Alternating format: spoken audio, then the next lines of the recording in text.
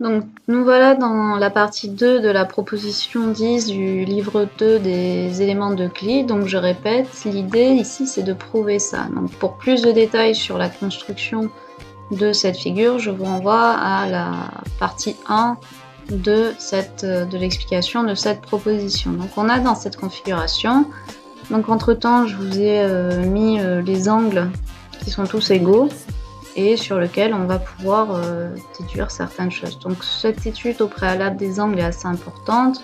Donc je répète ce qu'on a dit en l'écrivant algébriquement. On a BEF plus EFD est inférieur strict à 180 degrés. Donc d'après le postulat numéro 5, si la somme d'angles est inférieure, inférieure à celle d'une droite, alors les droites qu'ils forment s'intersectent en un point. Donc c'est assez joli. C'est-à-dire que les angles déterminent la nature d'une droite sur laquelle ils peuvent former cette droite. Donc il y a ça, maintenant on passe à l'égalité un peu successive de tous ces angles bleus. Donc ici on a CEB qui est égal à EBC. Donc ça c'est la nature de notre petit triangle isocèle rectangle ici en C, parce que ECB est un triangle isocèle rectangle en C.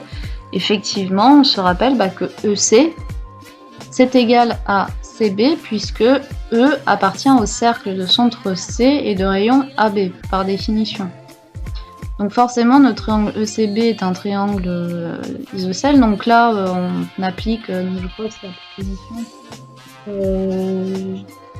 je sais plus, 32, il me semble, quelque chose comme ça. Il me semble que c'est par là, vu que ça vient juste après la notion d'angle alterne interne.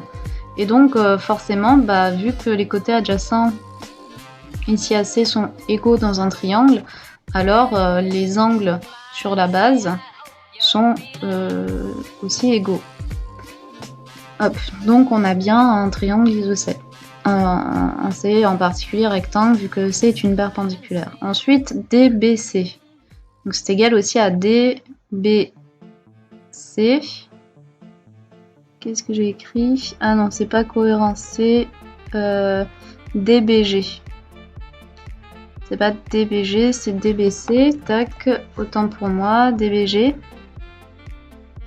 Ok, pourquoi? Parce que là, on a fait carrément intervenir un postulat. C'est de dire que quand deux droites s'interceptent, enfin c'est pas un postulat, c'est carrément la proposition numéro 6 en fait, où effectivement on a prouvé que quand deux droites s'interceptent, alors les angles opposants à leur sommet sont égaux. Donc là, ici, on a bien cette égalité là.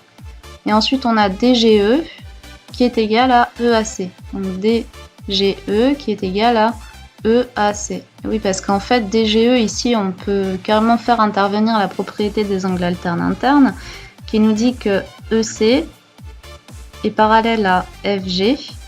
Donc, lorsqu'on a la séquente EG qui intercepte, du coup, ces deux droites, alors les angles alternes internes sont égaux. Donc, effectivement, cet angle-là, c'est cet angle-là.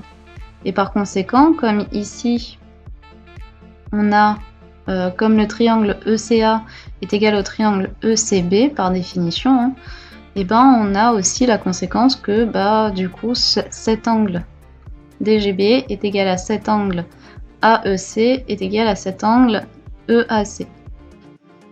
Donc on en déduit qu'ici on a bien quelque chose qui est égal à 45 degrés. Vu que là on sait que EC par définition c'est une bisectrice et même par construction en fait. C'est une bisectrice de notre triangle AEB. On a étendu une bisectrice pour un angle donné sur le point d'un segment. Donc je crois que ça c'est une propriété de construction. Donc voilà.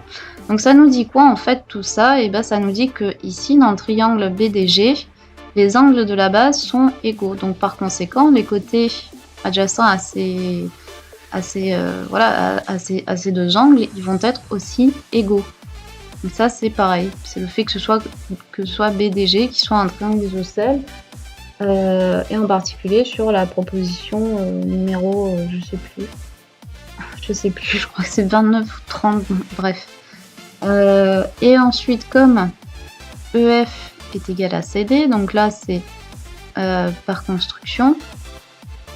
Pourquoi? Parce que ici on a aussi EC, donc alors EF est égal à CD, puisque effectivement on a construit la perpendiculaire DF ici, qui du coup fait que bah, là EFDC est un parallélogramme contenu entre les segments EC et FG.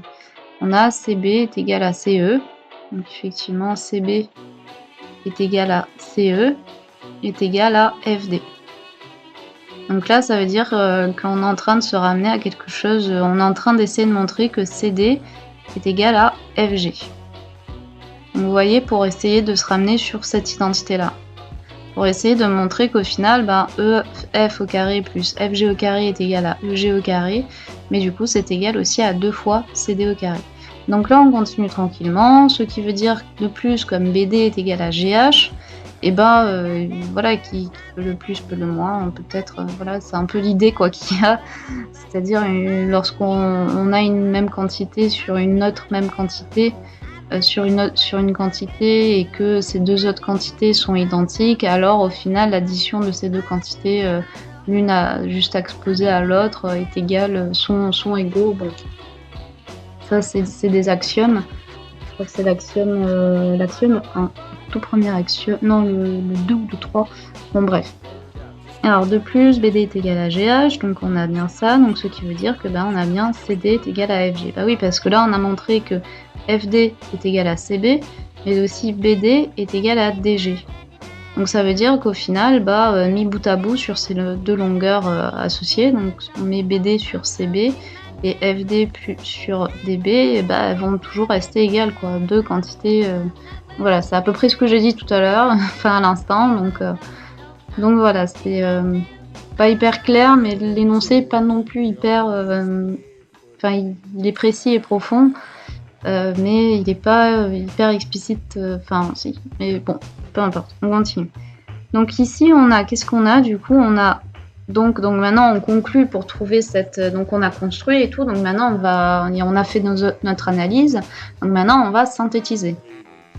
Donc ici, on a EC au carré plus AC au carré est égal à 2 fois AC au carré. Oui, parce que EC au carré plus EC et CB sont égaux, donc du coup, quand on va faire cette addition, on aura 2 fois AC au carré. En l'occurrence, on prend AC au carré parce qu'elle apparaît dans notre identité. Puis par Pythagore, donc pas par la partie, ça c'est une faute de frappe, on a aussi EC au carré plus AC au carré est égal à EA au carré. Ok, très bien, donc on continue. Ça veut dire qu'on a bien EA au carré est égal à 2AC au carré. On continue, on fait de même du coup avec notre triangle EFG pour faire apparaître notre petit CD ici. Effectivement, EF au carré plus FG au carré c'est égal à CD au carré plus CD au carré, vu que EF est égal à CD et FG est égal à CD aussi. Donc EF est égal à CD parce que voilà, il est dans le même parallélogramme et EF et CD est égal à FG par rapport à ce qu'on vient de dire à l'instant. Donc là, hop, on en conclut que du coup, EG au carré c'est égal à 2 fois CD au carré. Et là, c'est pas A fois CD, c'est bien 2 fois CD au carré. Ok. Donc là, on continue tranquillement. Donc qu'est-ce que ça veut dire? Donc on a exploité nos deux premiers triangle rectangle qu'on a construit. Maintenant, il nous reste à exploiter les deux grands triangles rectangles. Ici, le triangle AEG et ADG. Donc on continue. On a donc EA au carré plus EG au carré est égal à 2 fois AC au carré plus CD au carré. Donc là, on est content, on a une partie de notre identité. Maintenant, on va essayer de montrer que EA au carré plus EG au carré, c'est bien égal à AD au carré plus BD. Donc là, il faudra du coup faire une petite. On utilise, voilà, on applique assez brutalement Pythagore, puisqu'on voit que EA au carré plus EG au carré, et c'est égal à AG au carré, puisque là on a bien deux angles adjacents qui vaut 45 degrés, donc c'est bien un triangle rectangle, et puis par construction aussi, encore une fois. Donc on peut se permettre d'appliquer Pythagore. Mais aussi on a le fait que AG au carré, bah, ce soit aussi égal à AD au carré plus DG au carré. Mais on vient de montrer que DG au carré, c'est aussi égal à BD au carré. Donc comme DG est égal à BD, on retrouve bien notre petite identité remarquable ici. Tac, donc je vais mettre ça, on a bien notre identité remarquable qu'on cherchait. Donc on a bien prouvé la proposition 10 avec une construction toujours pareille particulière et aussi une application de Pythagore qui je trouve est encore une fois assez intéressante. Donc je vous dis à très vite pour la proposition numéro 11 du livre 2 des éléments d'Euclide.